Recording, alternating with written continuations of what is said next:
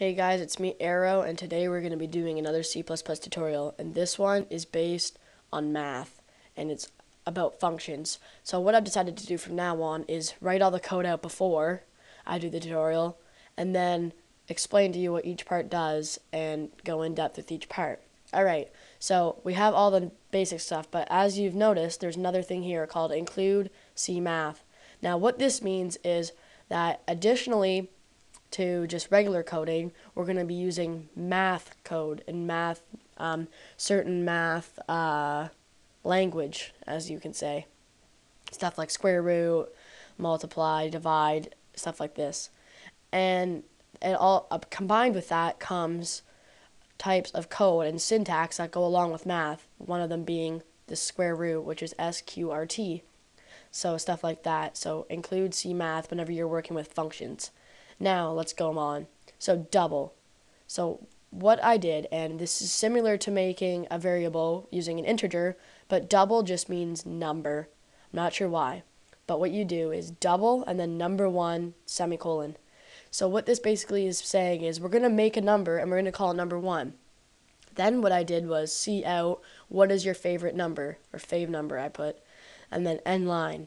So what it's going to say right now is without anything else. If it's just that, it'd be like, okay, the person's going to make a number called number one, and then they're going to ask, what is your favorite number? Then the user input. They're going to be saying, then the program will read, okay, so they've made this number called number one. Now whatever the user types in is what number one will equal. Then they've decided to make another number called number two, and number two will equal the square root of number one. It'll equal the square root of number one. And as you can see, number 2 equals SQRT, bracket, number 1, bracket, semicolon. So this is basically saying, okay, we've made two numbers. Number 1 equals whatever the user types in. Number 2 equals the square root of whatever the user typed in. Then the last part, C out. And this is basically just showing us how it all works, how it's all tied together. So C out, the square root of your favorite number is, and then number 1 is number 2. So the square root of your favorite number, meaning number 1, is number 2, which is the square root of number 1, which is whatever you typed in. Sounds confusing, but it makes logical sense, then end line. And as you can see, instead of making new lines every time I want to write something, I can just continue with the less than signs for C out.